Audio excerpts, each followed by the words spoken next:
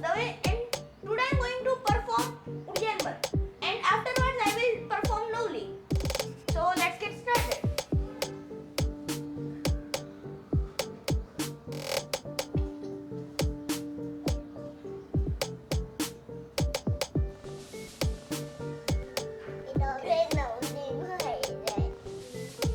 So for doing Uddiyana, first you have to take a deep inhale, and then after taking exhale, you have to take all your abdomen inside your chest.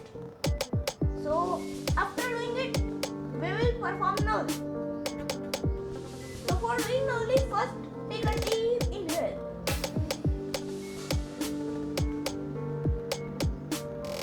Afterwards, take a deep exhale and take your stomach inside.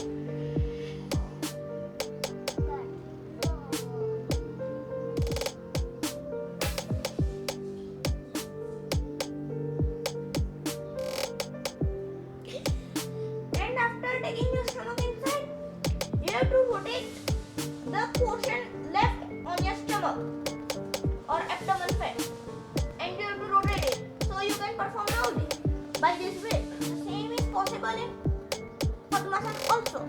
So